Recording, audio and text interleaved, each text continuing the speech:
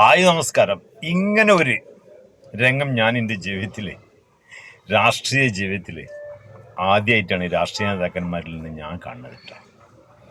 ഇവിടെ നമ്മൾക്ക് കാണാനുള്ളത് നമ്മുടെ മരിച്ചുപോയ ഉമ്മൻചാണ്ടിയുടെ ഓഫീസിലേക്ക് അവിടുത്തെ പ്രാദേശിക നേതാക്കളായ BJPയുടെ ഒരു പ്രതിഷേധ മാർച്ച് നടത്തി.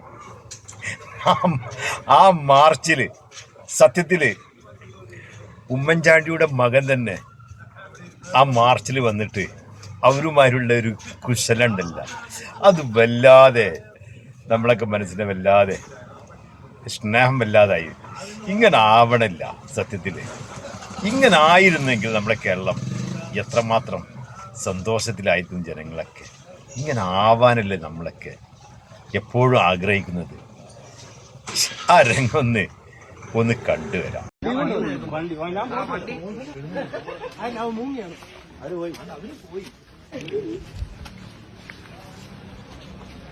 എന്റെ ഒരു അഭിപ്രായത്തിൽ അവര്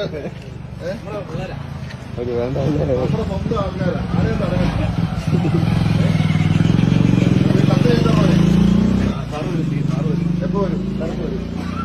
ഒരാളെ തടയണ്ട, അവരെല്ലാം നമ്മൾ സ്വീകരിക്കാൻ റെഡിയാ. അദ്ദേഹം പോലും അറിയത്തില്ല, ഞങ്ങൾക്കൊരു പ്രശ്നമില്ല. എന്റെ നാട്ടുകാരില്ല, ഒരു പ്രശ്നമില്ല.